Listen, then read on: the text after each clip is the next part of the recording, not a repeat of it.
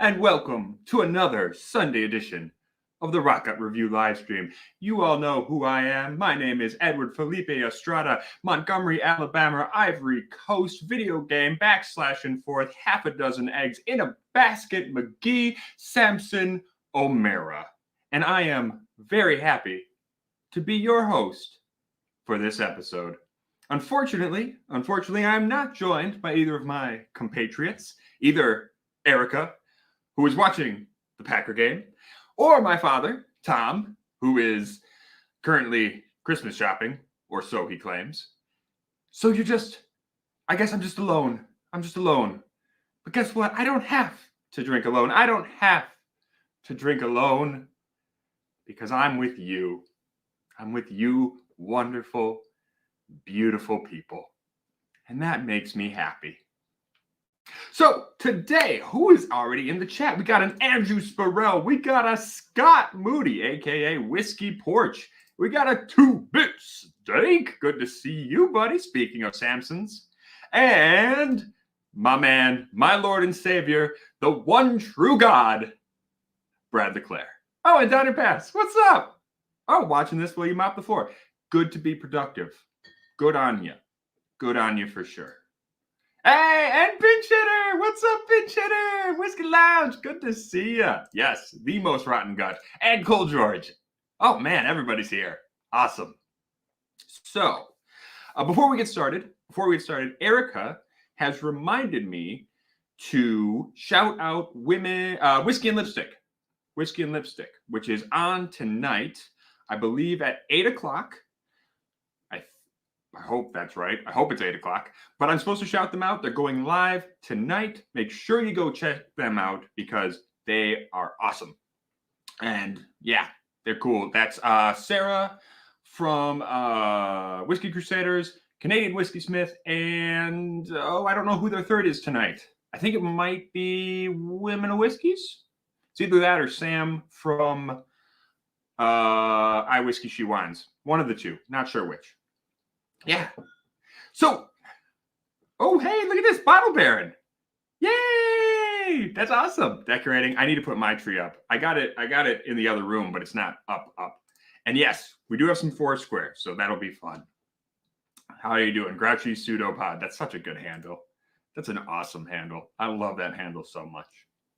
So yes, the idea for this stream is essentially that as much as I love whiskey, as much as we all love whiskey, sometimes you got to take a little break from whiskey and enjoy the variety of beverages available to you, right? Variety is the spice of life.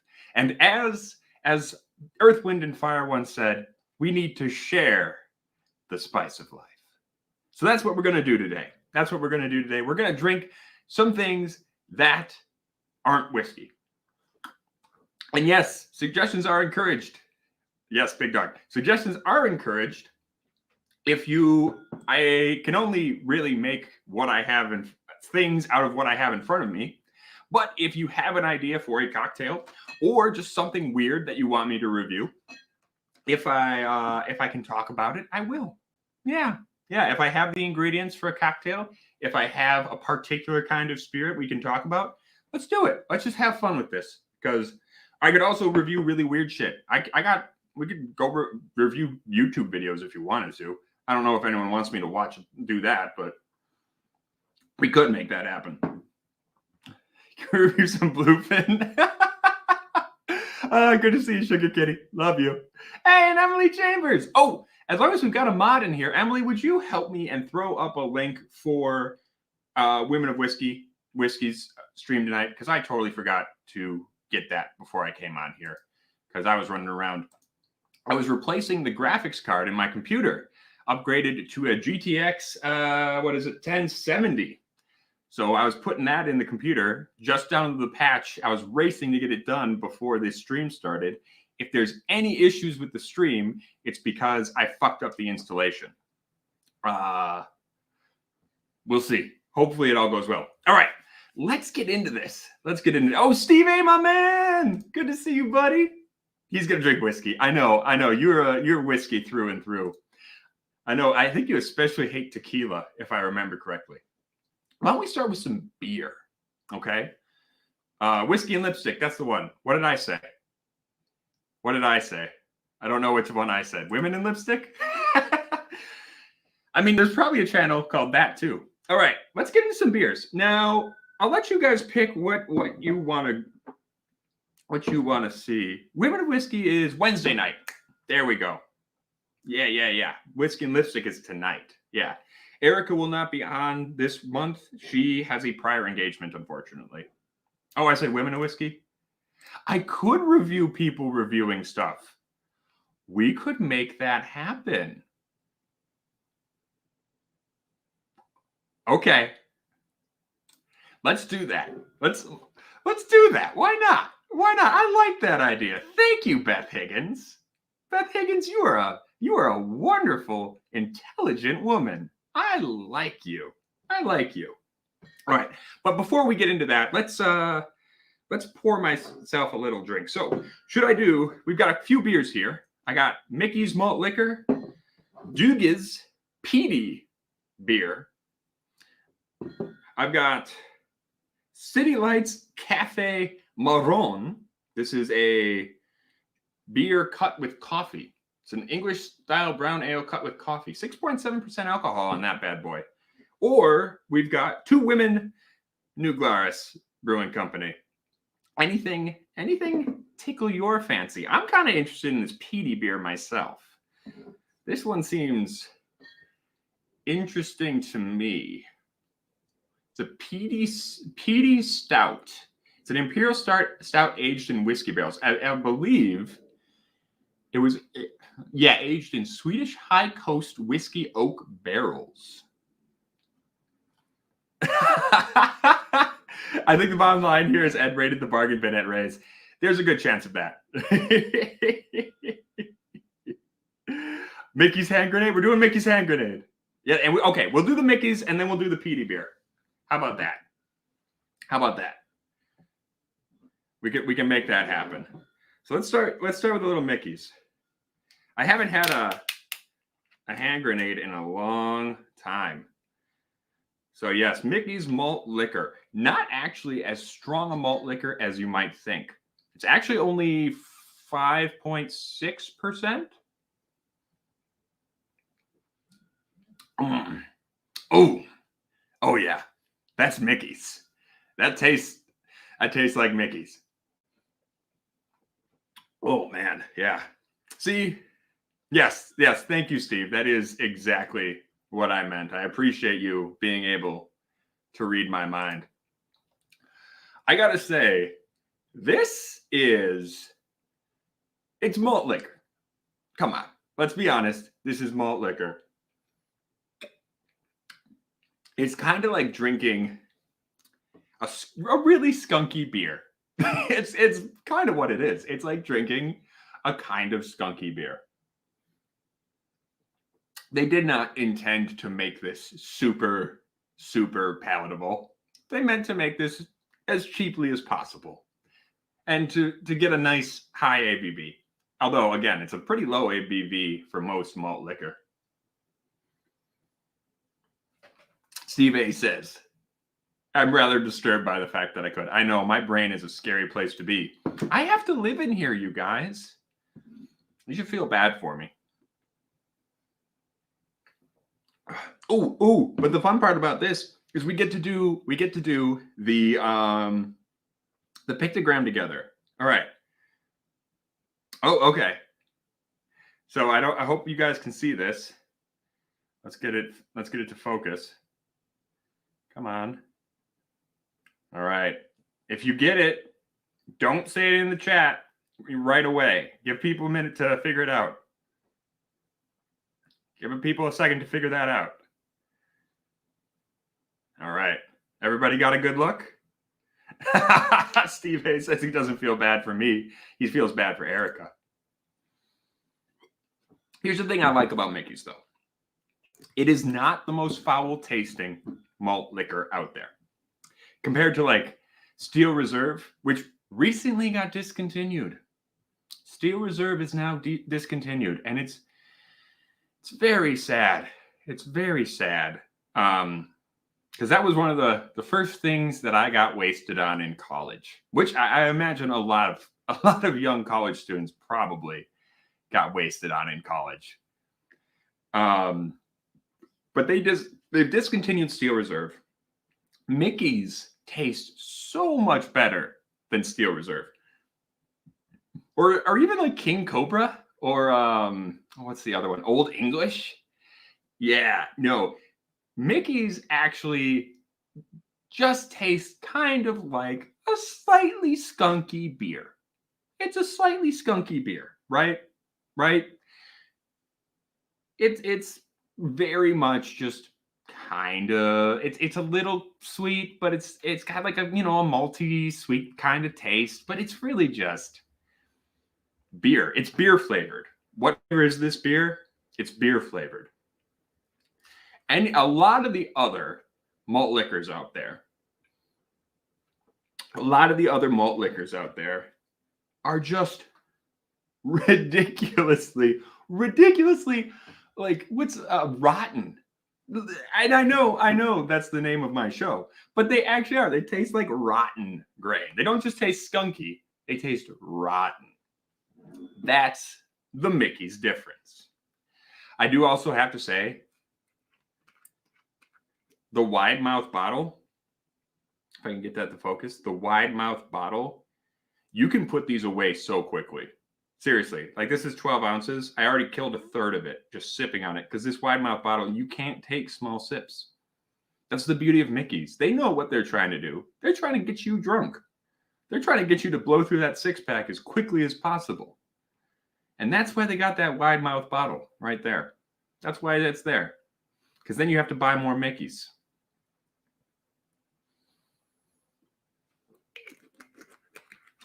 Sugar Kitty says, skunk is what you get with green bottles. You know what, Sugar Kitty? I've never actually had Colt 45. I've had a lot of malt liquor.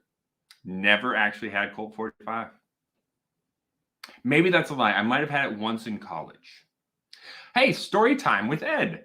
Who wants to hear about my drunken college days? I'm going to start pouring this peaty beer as long as doing that. Oh, it's not a twist off. Hold on. We're pausing the stream so I can get something to open this with.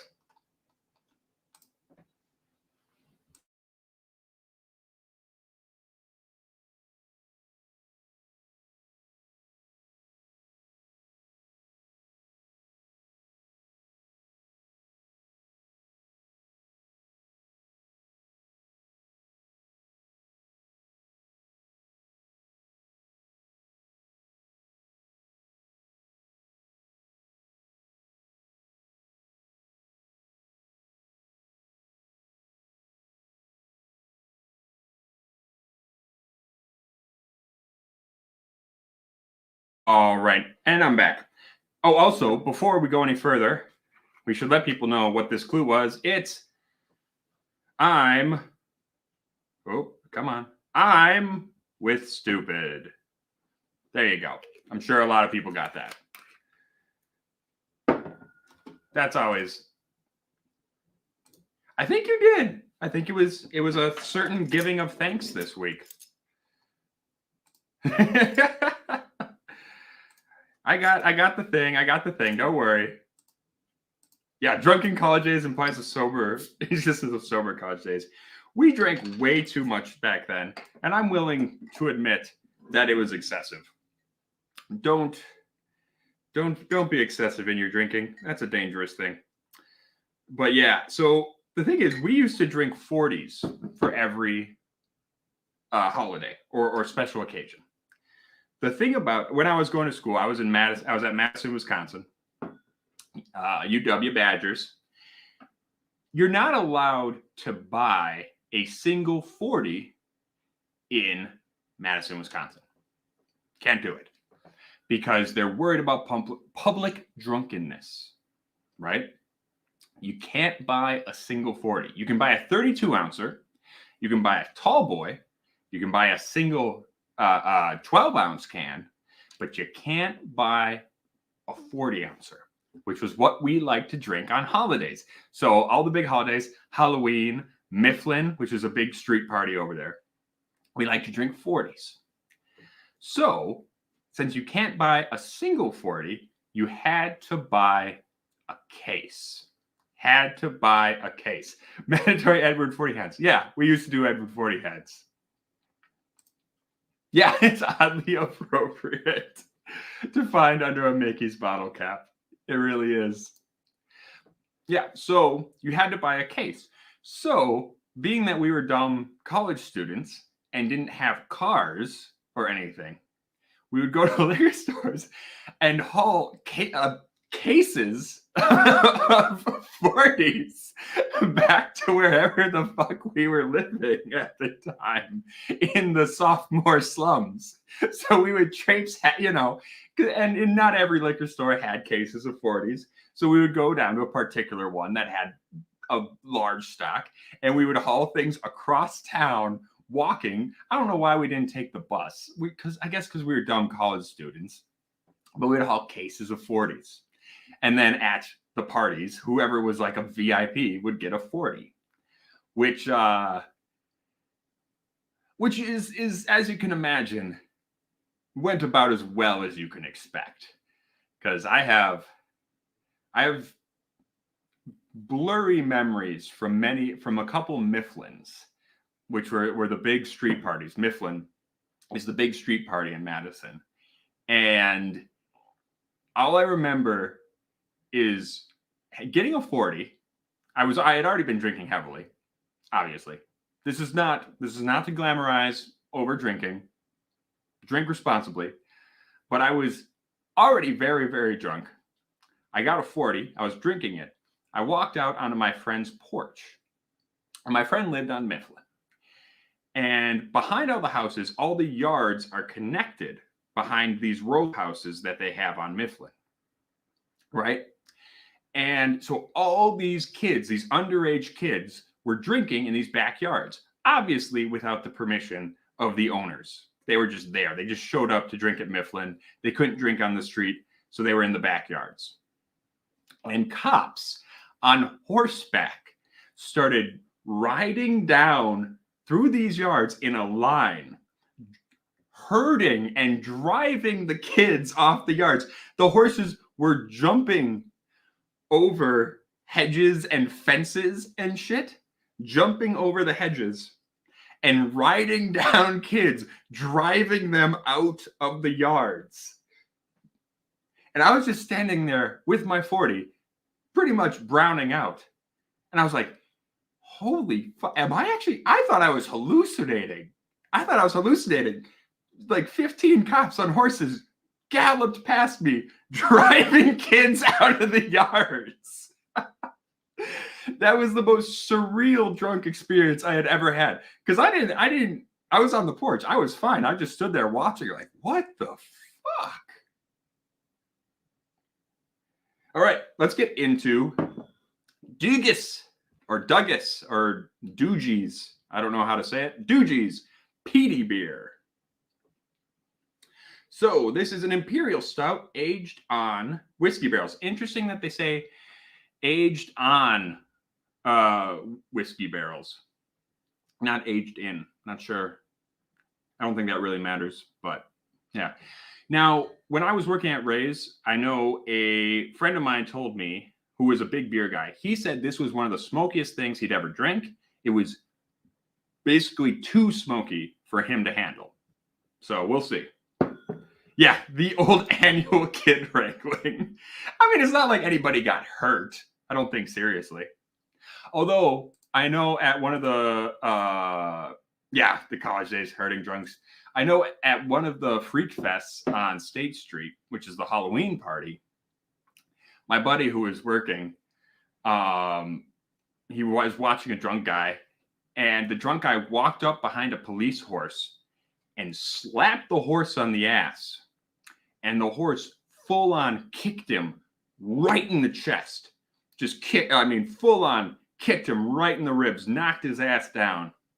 And the cop just turned around and looked at him and just went, ha, and just rode away.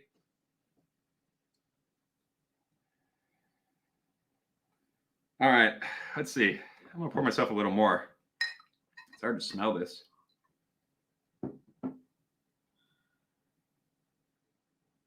Yeah, we set the case of beer on a whiskey barrel for 6 months. We put it next to the barrel.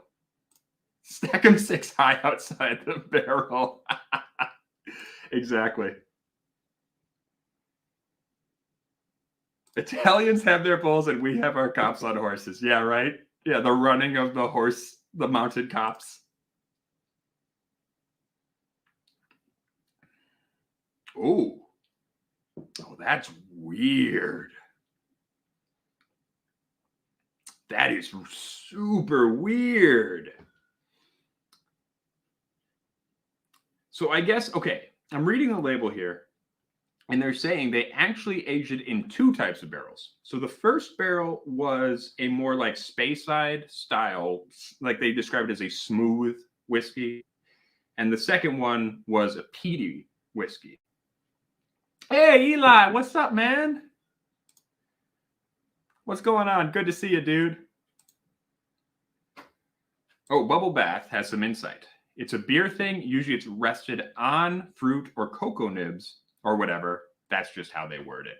Got it. Well, that makes more sense because they're actually resting it on or around that particular thing. Yeah. Fun fact about horses. Sooner or later, they will exact revenge. And hey, my man David, what's up, my dude?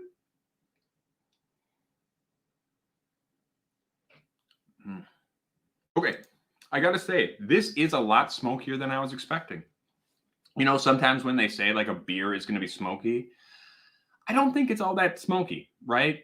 Like it's kind of smoky, but it's really nothing compared to, you know, Isla whiskey, for example. This, I don't smell much on the nose. I don't know if it would help to put it in a Glencairn, maybe. I don't know, but yeah, that taste is it's like you put dark chocolate over smoked brisket. Seriously, like a heavy smoked brisket, and then you came in with like dark chocolate and melted that shit over it. Kind of like what's the term? What's the Mexican mole? Mole. It's kind of like mole, except super smoky. Yeah.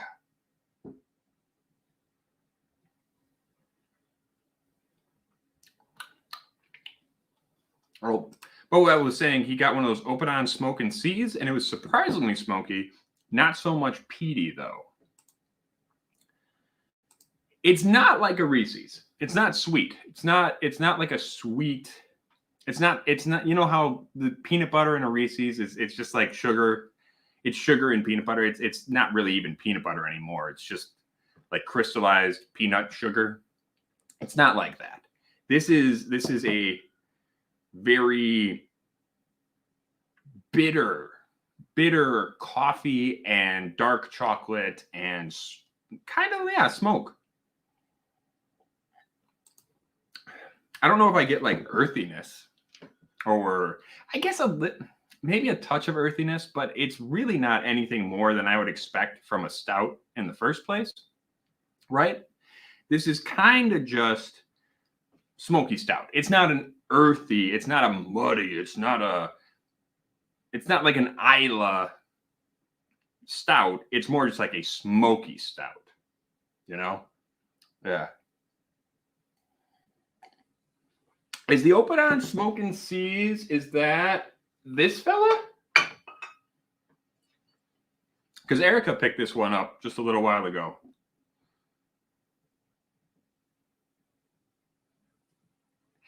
David, are you making fun of the way I say Reese's? Is it, you say Reese's? Reese's? Nah, man, Reese's. Reese's Pieces. I also do say my vowels. I've realized this having listened to myself. When I go back and watch videos, I realize that I say my vowels very funnily. More so than I mean, I know I have a little bit of a kind of nasally Midwest Wisconsin thing going on, but I was watching the video from, what was it, Wednesday? It was the Bourbon A-Hole video. because I was rewatching it once I uploaded it to make sure it was good. And excuse me. There's a part in there where I say something like, don't send your granny out to get you Blantons. She doesn't need to be searching liquor stores. Yeah. I say my vowel's funny. I know this. I know this about myself. I also ask Erica. I say miracle funny. Miracle. No idea why I say that one. The other ones I get because the Wisconsin nasally kind of thing. No idea why I say miracle. As far as we know, there's only one place in the world that says it like that. And it's like a small town somewhere in like Midland, England. No idea. No idea. Is it more like a Rauch beer? Yeah, kinda. Kinda. I don't know if it's quite as straight up smoky as that. But you know what? I might have one of those somewhere. No, I think I drank it. Never mind. Yeah, it's the bourbon aged in peat whiskey barrels. I think I tried a little bit of this. I know we're talking about whiskey. I said we weren't going to talk whiskey, but we're talking whiskey. I tried a little bit of that. I remember thinking that the bourbon component tasted really young.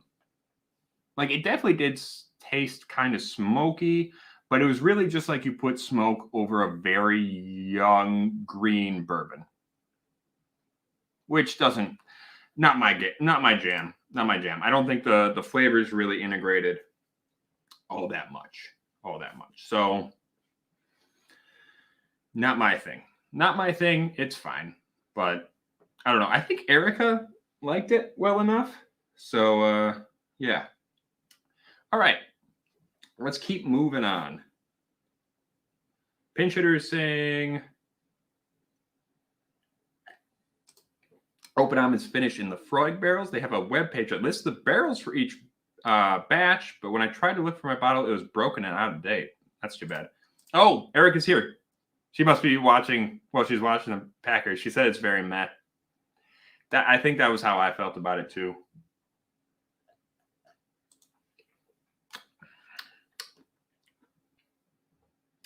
Yeah, I like this peaty. Although the longer I drink it, the more I'm getting acclimated to the smoke, and it's kind of wearing off pretty quickly. You know, you get acclimated to the heaviest flavor. And with a lot of Islay whiskeys, it takes you a while because the smoke is so strong. The smoke is so big. With this guy, though, the problem is that the smoke is pretty forward, but it's lighter, and you get acclimated to it pretty quickly. And pretty soon, you've had a little bit of alcohol, you've had a couple sips of it, and you get to a point where you're like, yeah, I'm not really getting the smoke anymore, because it's just kind of, it's just kind of just a stout now. But what I was saying, if I was going to do a peated beer, I don't think I'd do it with a stout. That's an interesting point. I kind of agree with you. I also feel like that's the same thing with barrel aging beers. Pretty much every time I see a barrel aged beer, or at least, more when I was drinking more beer because I was working at Ray's, pretty much every barrel aged beer was a stout, or a lot of them were. A lot of them were stouts, which is a little funny because if you think about how things age in a barrel, part of what makes things take on barrel elements is having, lighter or fewer congeners in the original thing you're putting in the barrel. So grain whiskey takes on more barrel elements than single malt whiskey. Light whiskey takes on more barrel elements than bourbon whiskey, right? And I would imagine it's similar with beer. So if you go in with a very heavy stout, yeah, it's going to stand up to the barrel aging more. You're going to get more stout flavor at the end. However, maybe that's not supposed to be the goal. Maybe the goal should be to put in a relatively light flavored beer to draw out more oak. At least for me. Maybe that's just me being a whiskey drinker and thinking oak should have a more outsized influence. But what do I know? What do I know? Brad says he should try some peated beer. Might be the best shot to finding a beer he likes. Yeah. Aging stouts is a big business for sure. Although I don't keep up with the craft beer scene as much as I used to, so I don't know if that's still the thing to be doing. Hey, Mr. Whiskey Shits, what's going on? But right, a peaty Pilsner could be really interesting because you're starting with not fewer grain congeners, but you are starting with generally lighter flavors coming from those congeners. You could really take on a lot of really interesting barrel notes. Or, I mean, you could also just peat the barley itself and just make basically like distiller's beer, but just sell it as such. Yeah, right? Hey, John Krantz, good to see you. But yeah, a peaty Pils, right? That would be cool. Bottle Baron is saying he likes Belgian blonde or Scottish export beers in a whiskey barrel. See, that sounds kind of cool. I think my thing is, if you start with a really heavy beer that's already got a lot of flavor, you just don't have quite enough room to really add much from the whiskey barrel. You're really not going to take on as much whiskey barrel flavor as you would with a lighter flavored beer. Anyway, why don't we move on to some spirits? I mean, unless anybody really wants me to go in on this City Lights Cafe Marron. If anyone's super interested in that, I could do that fella right quick. But I was going to move on to either brandy or rum. Or I've got some really weird German and Polish shit. If you guys want to get in some really weird Polish shit. Oh, yeah, that's another issue. Alcohol percentage. That's true. If you start out at a very low percentage, that could be an issue. Right. Because are you just gonna lose all your alcohol in the barrel? Or are you just gonna end up dragging out a ton of barrel sugar, wood sugars, because you start at such a low ABV? Eli is saying, had a 14% stout finished in a red wine barrel, one of the best beers he's ever had. I think just because those coffee and chocolate notes play easily with either smoke or vanilla from the Isla or bourbon. That makes sense. I get that. That makes sense. Sir Tannen's here. Good to see you, Sir Tannen. There's a really delicious smoked German Marzen beer out there. Don't think they use any peated whiskey barrels, but it's really good. It's called Acht Schlenkerla Rauchbier Marzen. Oh, that's cool. I'll have to keep an eye out for it. I probably isn't out in the world. Well, I've got a couple rums. We have Legendario Rondorado product hecho en Cuba. So this is a Cuban rum, a gold Cuban rum. I actually gave my ma the silver version of this because she loves mojitos. She loves Cuba. My family, actually, for being a bunch of Irish American shitheads, we have a lot of love for Latin America and Spain. My sister is big. She's done a lot of trips down to Latin America. My ma's constantly going to, or not constantly, but loves to visit Cuba. At least back when you could do that. And and my uncle's constantly going on to Mexico. We got a lot of Spanophilic family members. Anyway, weird stuff for last. Oh, that Legendario isn't a sipper? Okay. Well, we've also got a couple others. We also have Botran. This is Botran 15 Ron Hanejo or Foursquare Shibboleth. So,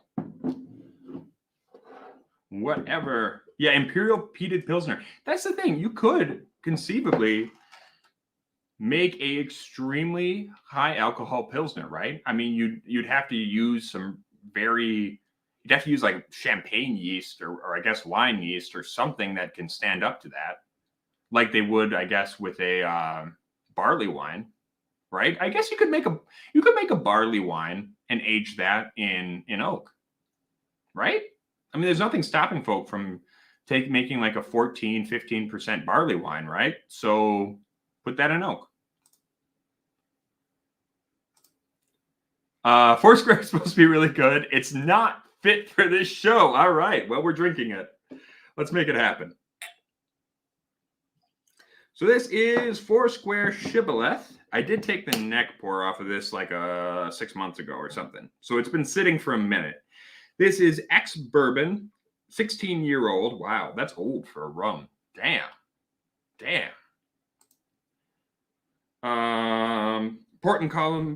Pot and column still blend. Released March 2021.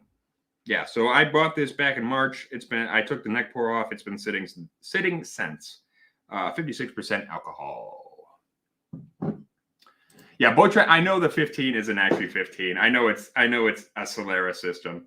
That is one thing you got to be careful with these rums, right? They say 15 on the label, but they don't actually mean 15 years. It's a Solera system, so that could be an average. That could mean nothing.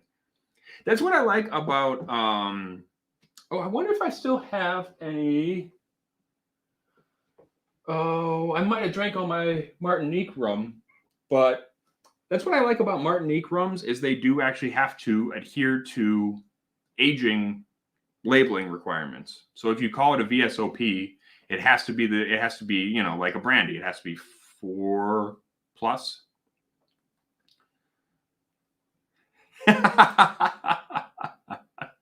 Spanophilic is that Greek pie or when guys have enlargement surgery?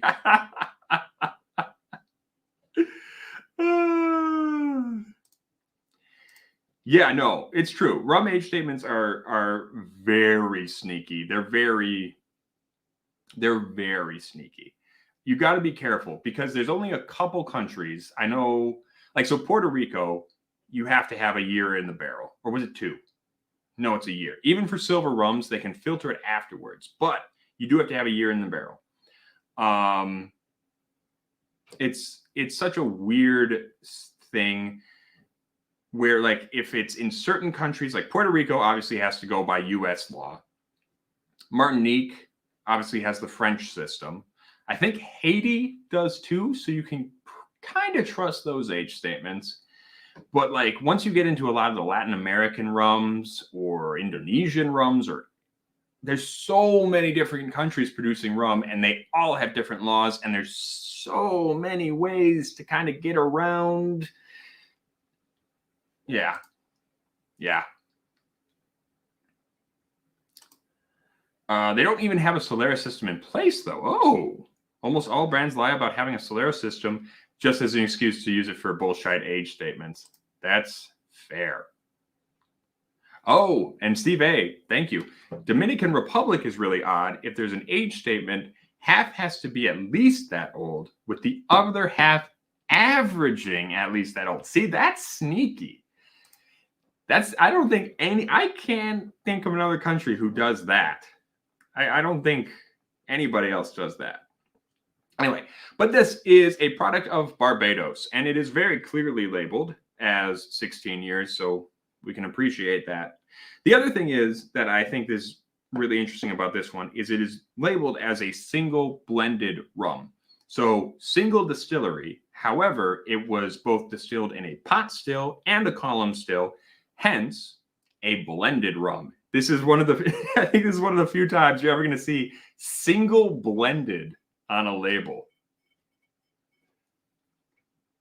All right, let's check this out. Oh.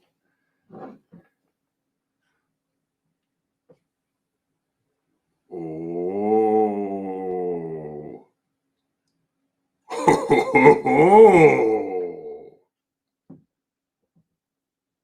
Wow.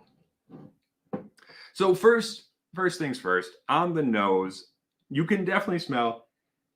This is certainly kind of like an English colonial style rum.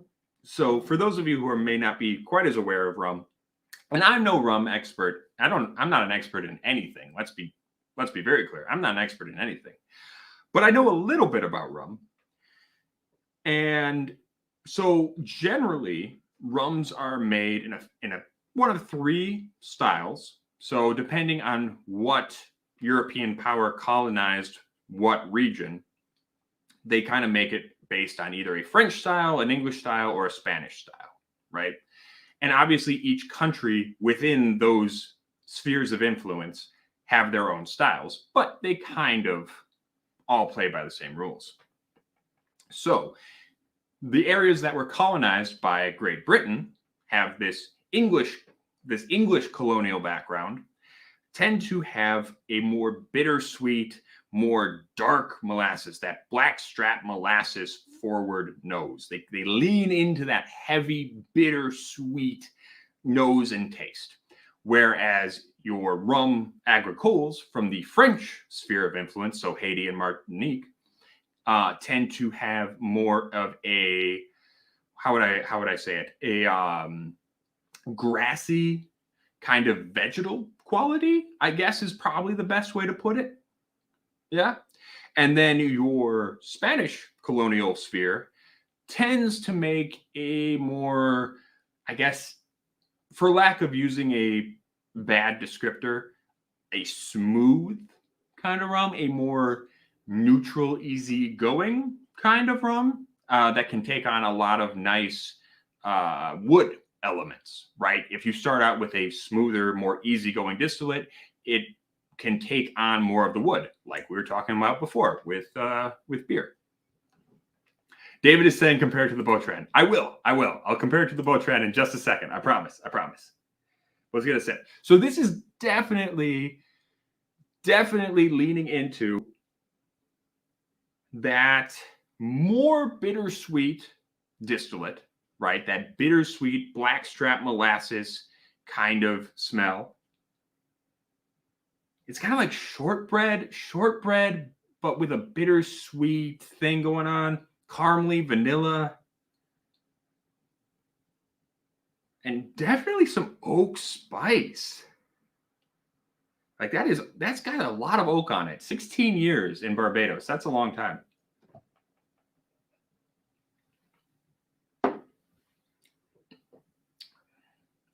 Damn. That is good shit. That is such good shit. Wow. You can really taste the bourbon cask on there. You can really taste the bourbon cask on there. And that's something that always bothers me about, especially Scotch guys. Scotch guys tend to think of bourbon casks as being, oh, well, bourbon casks don't really do much to the distillate. So you're basically just drinking a naked malt. No. Bourbon casks definitely do something unique compared to other kinds of casks. They give you that vanilla, they give you that caramel, not just in a new oak way, but in a way that is, you don't get the tannins of new oak, but you get those flavors, and that marriage of corn and wood gives you these big vanilla caramel flavors without going heavy on the lactones and the tannins that you would from new oak. And that's what's going on here. Damn, that is good shit.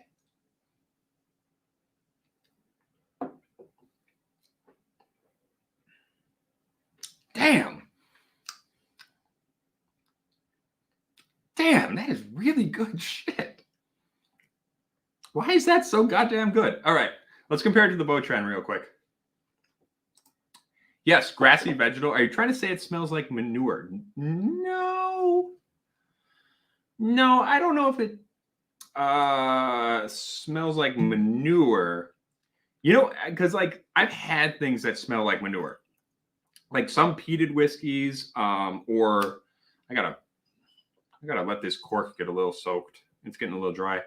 But I've had Floki, the one that's actually smoked with manure. I've had Floki that actually smells like manure. That's not rum agricole isn't manure. Rum agricole is more like.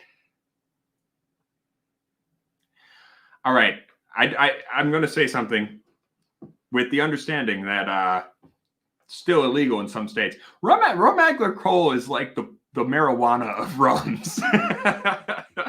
I've never smoked marijuana. I've never eaten any marijuana edibles in any form or anything. Never imbibed marijuana in any form. I've just been told what it smells like. So, hey, what's up, the Food Master? If there's a language you'd like to learn to speak, which? Ooh, that's a fun one.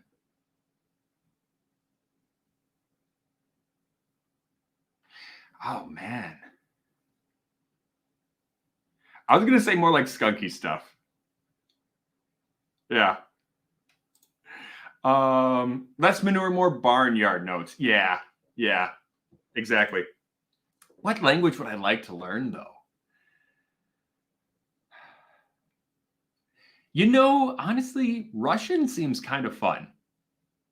I don't know how much I'd actually get to use it, but Russian seems fun. Or actually, you know what else? Yiddish. I'm going kind of Eastern European, but Yiddish is a really fun language, especially considering that it's kind of a hybrid language. You know, it's very much it's like a Germanic language with heavy Hebrew influences. That's such a cool language to me. Just that it's this syncretic kind of mixture of languages. Yeah. Anyway. All right, let's get into the Botran. Oh, David, I missed a comment. The biggest rum scam is Dictador from Colombia. They import industrial columns distilled rum from Panama and market it as artisan Colombian pot still rum with fake age statements. Holy crap. I can't believe they get away with that. That's nuts. Oh, look at this guy. What's up, Eric? Good to see you, man. Thanks for stopping by. Always good to see you. Wow, there's no comparison. You were right, David. The Botran is so flat. There's no smell here at all. I don't smell anything.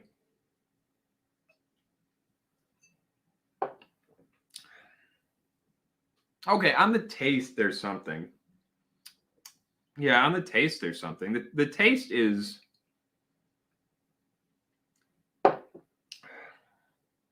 The taste has more of a molassesy taste smell. It's got the more... What is that? Did I just say the taste has more of a molassesy smell? I meant it has a molassesy taste.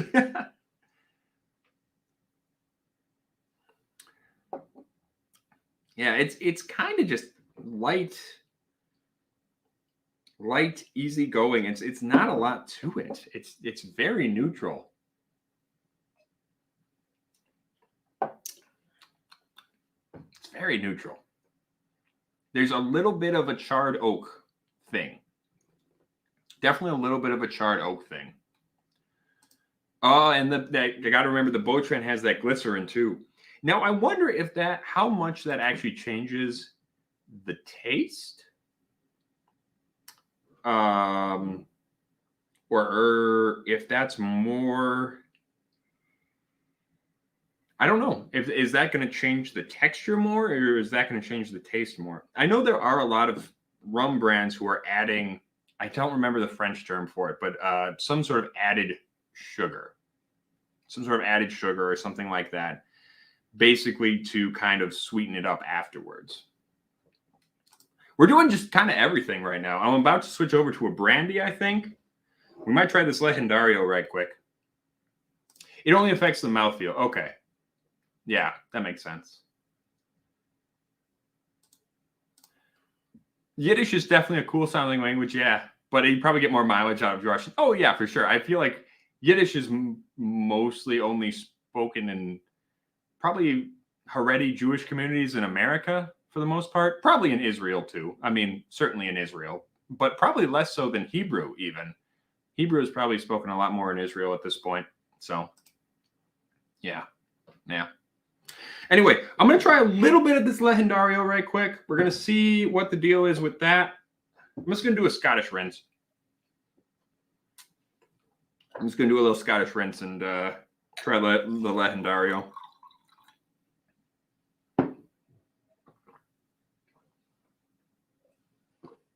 The weird thing with this Legendario, I was looking at this. So this was a gift given to me a while back. I think John Gunsel actually gave this to me because he's just a wonderful guy. Yiddish is an alternative of ancient. It's a derivative of ancient Klingon. You know, they rewrote Shakespeare in Klingon, in the original Klingon, as they say. So this is actually bottled at 38% alcohol. So what is that? 76 proof?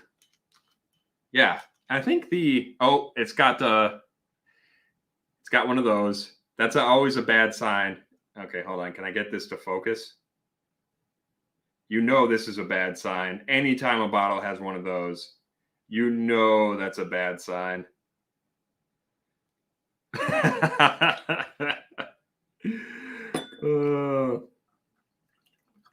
But yeah, it's at 30% alcohol. I'm pretty sure the silver was bottled at... Oh, also this cap sucks. But I'm pretty sure the silver Legendario is bottled at 40. So, yeah, I don't know, man. Oh, no. Well, that's just disappointing.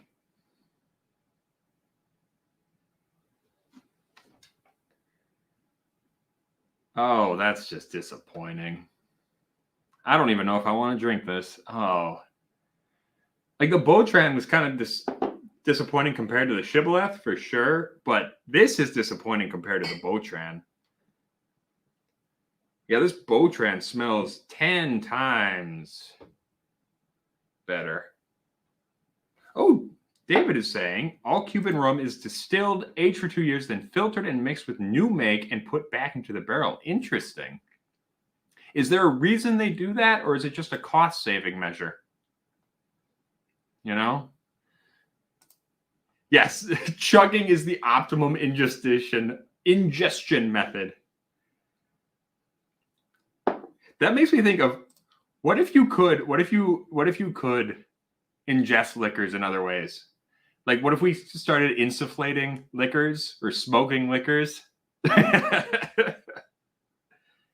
Yeah, no, it's true. I started with the good shit. And went straight downhill. Hey, what's up, Jason Busey? Good to see you, my man. I'd like to re-review Hot Beef Fizz. You know, I could do that. Speaking of which, I'll let you guys in on a little news. I'm going to be making a video about this pretty soon. I could actually do the Hot Beef Fizz as part of our Swilmageddon series. Unfortunately, so Swilmageddon is going to happen maybe after the holidays. The issue I'm running into is that this year I have pissed off a lot more people than usual for various reasons with this channel.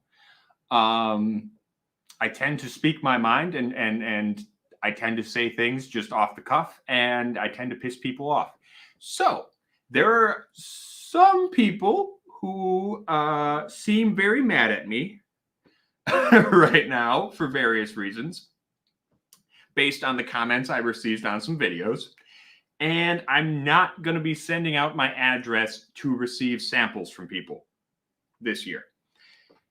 Erica has encouraged me not to do that. So, just because I don't want someone to send me a bottle full of strychnine and then I die on stream. That would be very embarrassing for everyone involved. So we are gonna do Swilmageddon. However, it is going to be invite only. So I'm gonna reach out to some channels. I'm gonna think about, I'm gonna reach out to some people who've been following the channel for a while. Regular viewers who've been following the channel for a while, people who have participated in the previous one, and we're gonna have to do invite only, just because. Yeah, opening that up to everybody, I might get something bad. So we're going to be careful. Unfortunately, some of our videos recently have attracted the attention of the white supremacist set, for lack of a better word. And they can go fuck themselves. Like, fuck them. Fuck them. Fuck them. Fuck all the Nazis in the world. But just to be careful, between them and some of the other people I've pissed off this year, it's best to be very careful. And so we're not going to do an open challenge this year. It's going to be invite only. I'm sorry. That's just how it's got to be. So we got to be careful. So yeah. Anyhow, yeah, this does not smell very good.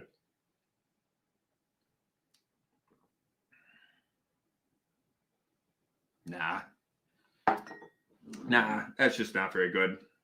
That's just not very good. If you want to send in samples, the password is in Yiddish. My man. Hey, Whiskey Wookie is here. That's awesome. And Spider Dude, what's going on? I'm sorry, Spider Dude. I don't know if I know you well enough to accept samples from you, but I love you still. Yeah.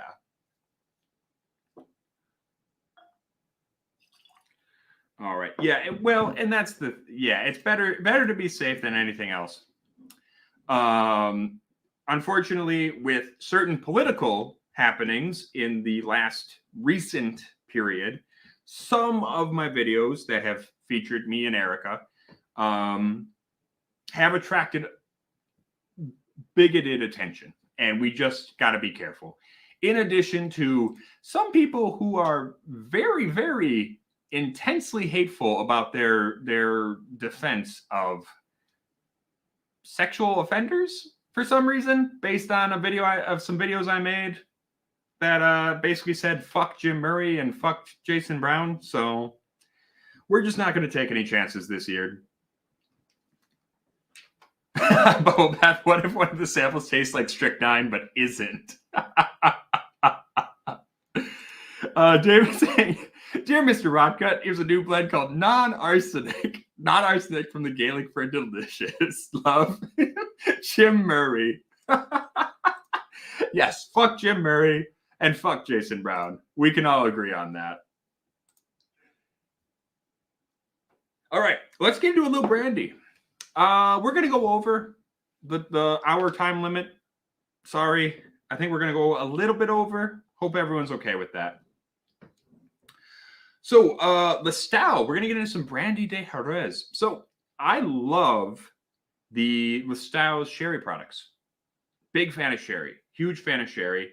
I particularly like their Amontillado. Oloroso. I really like the Oloroso in particular. PX isn't quite my thing. But they also make a brandy. Obviously, part of making sherry is that you also have to make brandy new make to add to your sherry in order to fortify it.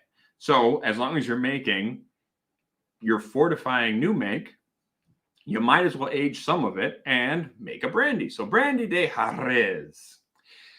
Jerez is the corner of Spain where Spain meets Portugal, kind of, and that coastline there. So that is the sherry triangle, so to speak, where you are allowed to make what is officially sherry or Brandy Desjares. David, man, you are all over this today. I like having a wrench on channels like this because YouTube doesn't auto-hide your assertions. Oh, hell yeah, man. Sir Tannen, does this wrench smell like chloroform to you? You're going to spend the night in Uncle Touchy's naked puzzle basement. That is a Patton Oswalt joke, okay? First of all, so don't get mad at me. I'm just quoting Patton Oswalt.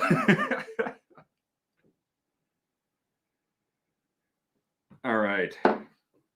So yeah, I bought this one a little while ago, took the neck pour off, and then let it sit as well. So this is the Solera Reserva.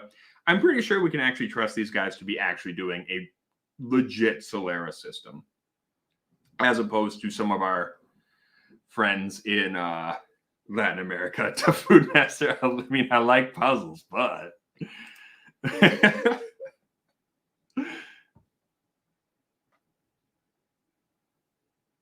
oh, I love the smell on this guy. I think when I took the neck pour off, there was a slight kind of bitter note that I wasn't digging, but yeah, this smells so good. Oh, Steve's got the Listavo Oloroso right now. Nice. And David's saying, yeah, Leagueway has to be a Solera system. Oh, that's awesome. That is so cool.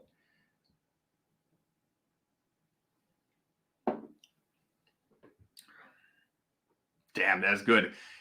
You don't. I will say the nose. I like the nose a little bit better than taste, and that happens sometimes. Jerez is about halfway between Gibraltar and the Portugal border. I'm bad at geography. I don't actually know what that means. I'm sorry. I'm terrible at geography.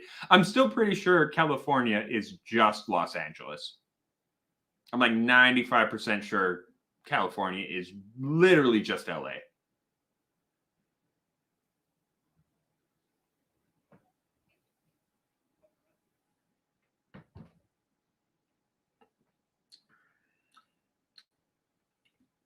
That's really good.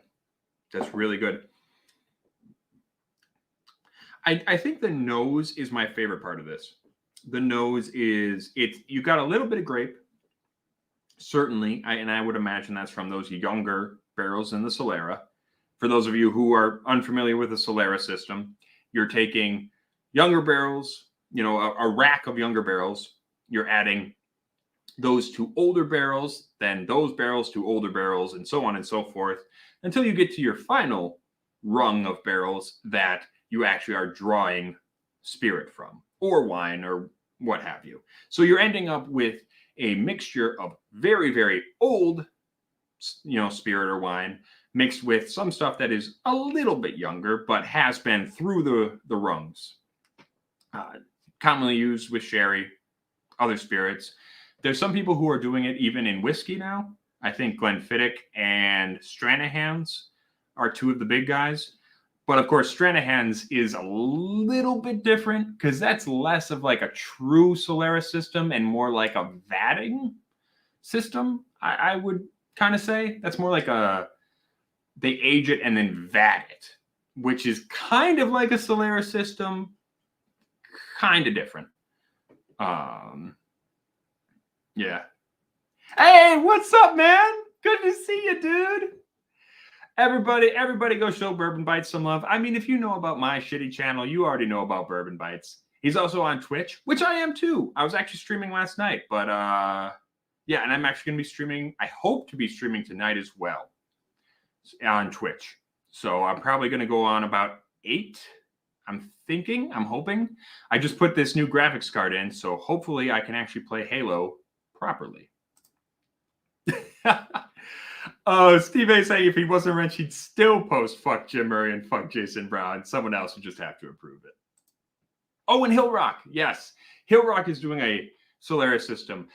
Theirs is also kind of different from the Spanish system, though, because they are doing a kind of it's a weird blend system. It's like they're taking New York bourbon and then blending with house distillate, which is kind of similar, but I don't know if it's quite the same the way they do it. Yeah. Did I ever finish killing Mecha Maggie? No, I didn't. We should do that. I'm a little tipsy right now, though. I should try to do that when I'm more sober. I'm not drunk. Not drunk. But I am a little tipsy. I don't think I'd be able to kill Mecha Maggie tonight. Right. Glenfiddich doesn't really have a Solera. It's just a vat they never empty. That's kind of what Stranahan's is doing, too. I love you, Sugar Kitty. Yeah, this is really good. It's grapey. It's brown sugary. It's a little vanilla. I'm having a little trouble getting past the initial brown sugar grape raisin kind of thing going on.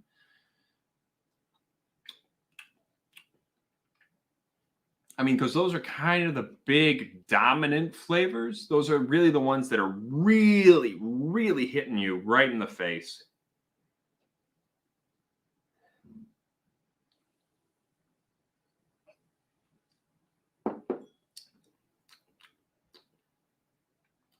Yeah, I might need to take some more time with this to actually really break this down, because right now I'm really getting it's the grape, it's the fresh grape mixed with raisin, mixed with brown sugar, and then there's the finish though has a medicinal quality, not quite Isla medicinal. It's not quite Band-Aidy.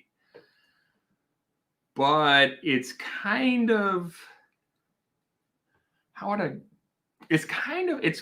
what's the brown stuff they rub on your arm when you get a shot or they're doing surgery?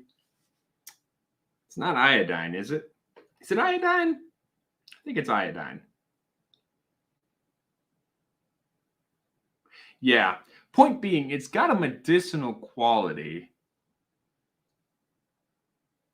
It's not bad, though. I like it. That finish is actually nice, because I think without that finish, you might have a little bit too much sweetness. You know, it might be a little too much sweetness. I like it. It's different from what I was expecting.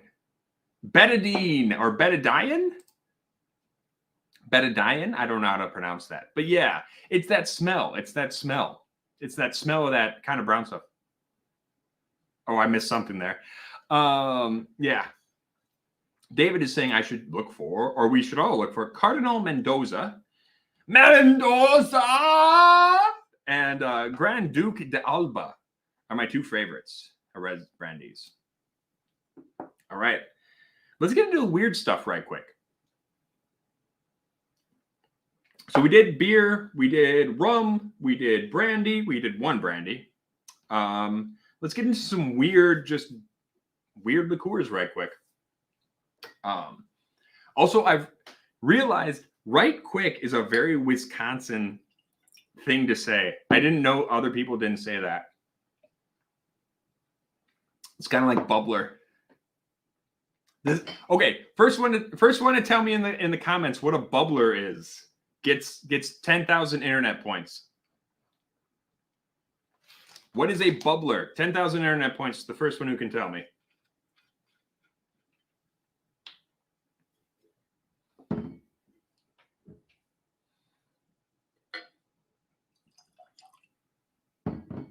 Nobody? Nobody knows what a bubbler is?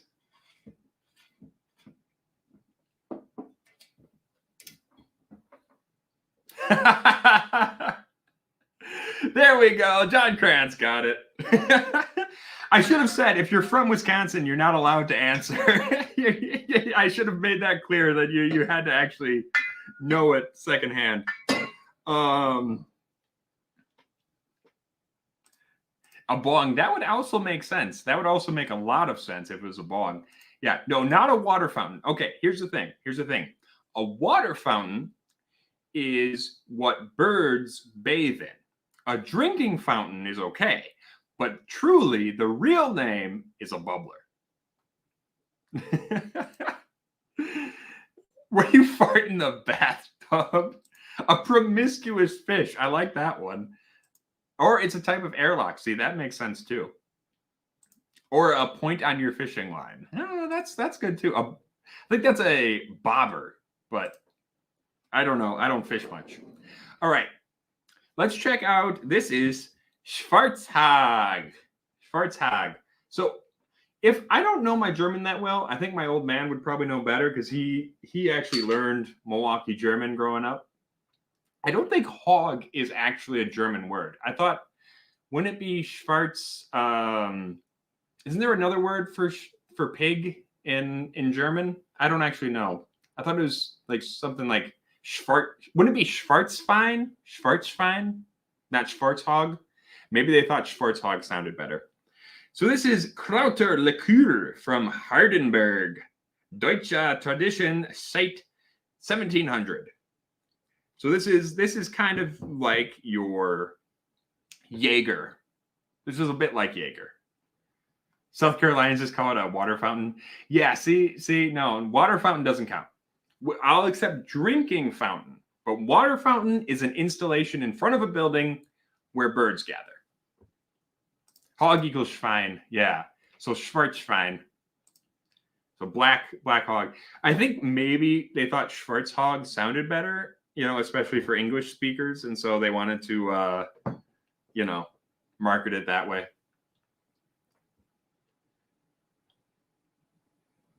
Oh man, I definitely should have drank this cold. I definitely should have drank this cold. Krauter, not Krauter. Krauter equals herbs. Krauter. Yeah. Krauter. Oh yeah, it does have the umlaut. Yeah. Krauter Liqueur. So yeah, herbal German liqueur meant to be drunk in the cold German winters while hunting for, deer and such, as they do. It's not bad smelling. Kind of smells like an old lady's perfume a little bit. I don't hate it. I'm pretty sure I got this bottle for free too, or at least a discount. I think I got this on discount at Ray's because we had like 3 bottles and no one was buying it.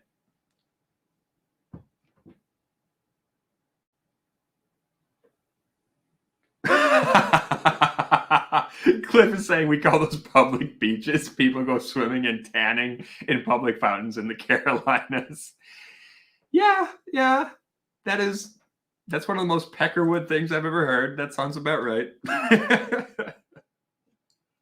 Yes, the umlaut makes it Krauter, not Krauter, as opposed to sauerkraut. Yes, German animal names are hilarious. I think my favorite is Wasserbar or Wasserbear, which is water. I think it's water bear or washer bear. It's raccoons. Wasserbar, because they wash their food before they eat it. They put it in puddles, and then they with their little gremlin hands. Anyway, I'm pretty sure also a capybara is called a ocean pig.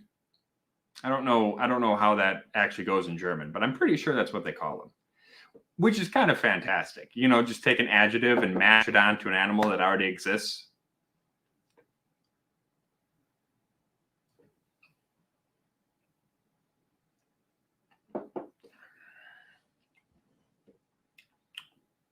It's not bad. It's not great. It's not great. This is basically just Jaeger, but with a bitter aftertaste. Yeah, it's really just like a very bitter aftertasting Jaeger. Yeah, nothing much to say about this guy. You know what it is? The nose, though, smells like cola. It smells like herbal cola. Like if someone poured like black licorice, like someone put black licorice and like thyme and something else in like a big bottle of cola. Yeah.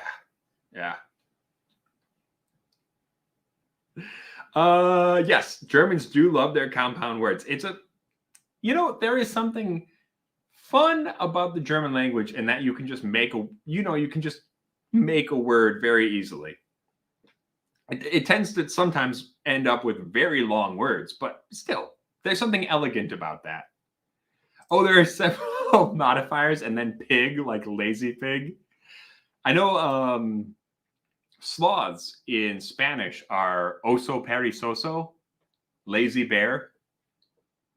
Hey, what's up, Whiskey Nose? Happy holidays. Hey, what's up, Aiden? He is saying he's busy at work, but wanted to tell you, that I'm pretty, no matter how much people say otherwise.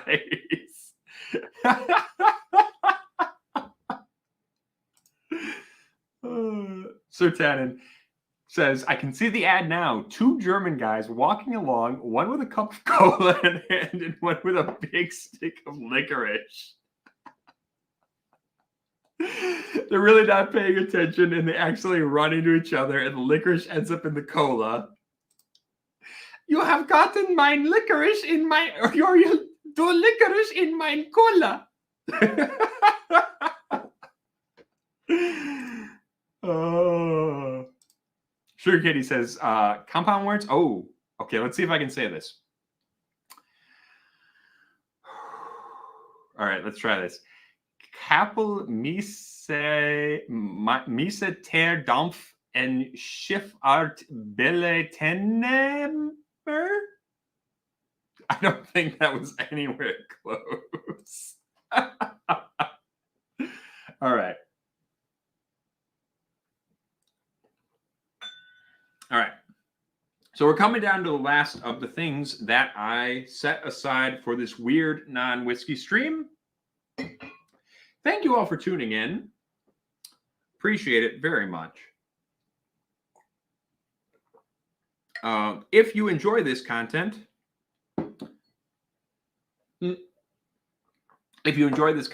I'm planning on going live on Twitch later this evening, if I've sobered up a little bit, for some Halo Infinite on Twitch. We're going to see how badly I get my ass kicked at Halo, since I really haven't been playing much since like middle school.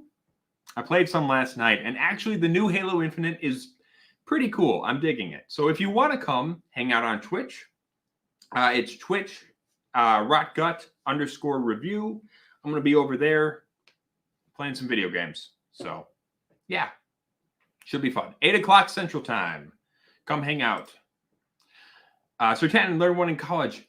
Windschutzscheiben, Wisch and Motor Kugellager? No idea what that means. Windshield wiper motor ball bearings. Ah, there we go. And Eric Waite says, Windschutzscheiben Weichen Motor Kugellager. Oh, are the little ball bearings in the windshield wipers. Look at y'all. You are on top of shit. You are some smart folk. I have some very intelligent people in my chat. I appreciate you. You are some worldly, intelligent folk. All right. Last one for the night is... This is Spiritus I can't say this. Spiritus Zbozowi, Great Neutral Spirits from Poland. I found this in a weird little liquor store over on the south side of Milwaukee. This stuff looks dangerous. I'm not sure what the hell it is. It's 96% alcohol. I don't think you're meant to drink this straight, but we're going to do it anyway because this is the Rock Gut review. So I'm going to take a very small sip. All right. Oh, that smells like nothing but alcohol. That I can smell it from like a mile away. Ooh. All right, here we go.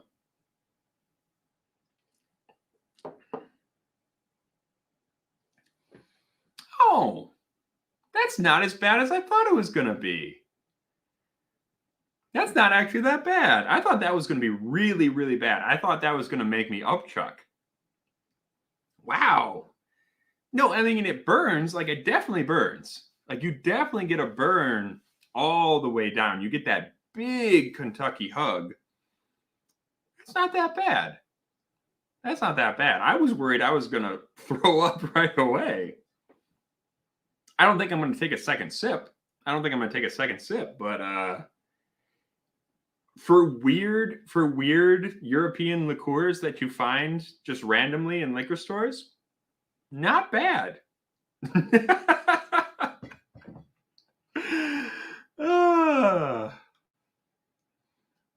Oh yeah, so it's just something you can only have a little of it at a time because it's such high proof. Yeah. No, that is wicked strong. I think 96%, I think, is the strongest liquor I've ever seen. Because I'm pretty sure, I mean, well, okay, assuming that they're given like a 0.5% leeway, even Everclear is only 95%, I think. Yeah. Yeah, so I think this is the strongest liquor I've ever drank. Actually, okay. Speaking of Everclear, though, real quick, before we finish the stream, would everyone like to hear another dumb Ed college story? Because I have one more dumb Ed college story if you want to hear it. Have I ever had? Oh yeah, Kirschwasser. Yeah. The cherry liqueur. Yeah. That's actually a pretty big seller here in Milwaukee because we've got a pretty big German. We've got a pretty big German, like, what do you call it, expatriate community, and German descent community as well. German, Polish, and we got some Italians, a lot of Southern Italians, and then a lot of Irish, except the Irish kind of spread out after Milwaukee caught fire. We accidentally burned down all our homes and kind of scattered like cockroaches. Okay, we're doing story time. Yes, there's a lot more than one dumb Ed college story. That's true. But we're only going to do one for now. So, back in college, it's a Thursday night. We really should have been studying, but instead we're looking for a party to go to because we're dumb college students and we're really trying to get drunk on a Thursday. But nobody knows of anybody who's hosting a party.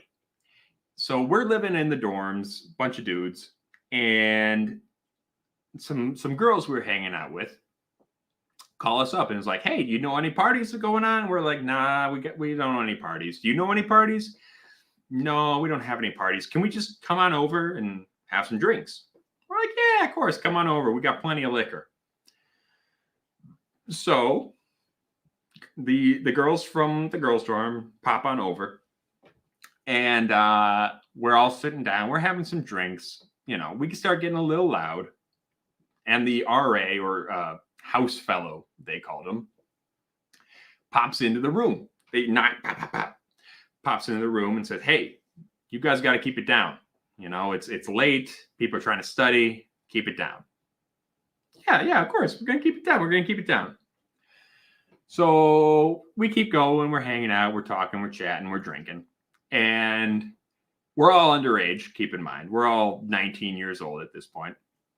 It gets to be about 11:30. And again, the RA comes rapping on the door. Pop, pop, pop. We open up the door. Hey, you guys got to keep it down. If we got to come back here one more time, we're going to write you up. You're going to have a, citation on your housing record. Okay. No one knows anyone hosting a party. Well, we were dumb freshmen. What do you know? We were hosting our own party, I guess.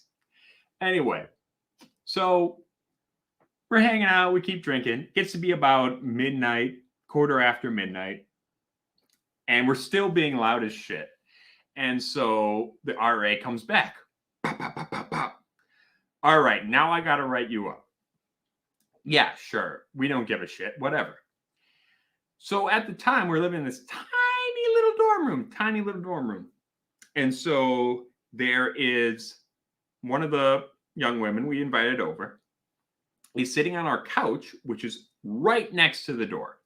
And her friend is sitting right next to her. Yeah? So the one friend who is sitting right next to the door takes a beer bottle out from behind her back and passes it to her friend sitting next to her. Right in front of the RA. Right in front of the RA. And so the RA is like, what the fuck? You guys got alcohol in here. I can see you have alcohol in here. Clearly, you're drinking in here. Come on. What alcohol do you have in here? You got to give up all your alcohol because you're underage, and we're going to write you up for underage drinking. So I go back behind my bed where I've stored all the booze, and I take out, 3 or 4 bottles of what I have, which is more like 12 or 16 bottles. I take out like 3 or 4 bottles and I put them on the floor in front of the RA. And I'm like, yeah, this is all we got. One of which is a bottle of Everclear. So the RA says, all right, you got to take all this alcohol that you just put on the floor here. We're going to take all that. We're going to go over to the bathroom. We're going to watch you pour it down the drain. All right, cool, fine. Not a problem. Not a problem. So we grab all the bottles. We're walking down to the bathroom. I go into the bathroom. I start pouring the bottles down the drain. And the RA is, right across the way. She's outside the bathroom just watching me pour these bottles down the drain. For some reason, her other partner RA or whoever calls her down from down the way, right? And so she walks away. And I'm just standing there, just on my own, nobody watching me with these bottles of liquor. So I swipe up that bottle of Everclear and I pound that shit. I knock that shit down. It's not a full bottle. It's a quarter bottle of Everclear. I put that shit down my gullet because she's only gone for about, 10, 15 seconds. I chug that bottle of Everclear. She walks back into the doorway right as I'm finishing off this bottle of Everclear and slamming it back down onto the countertop.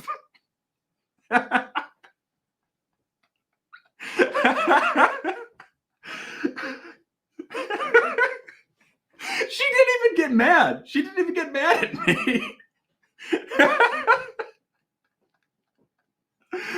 Oh, man.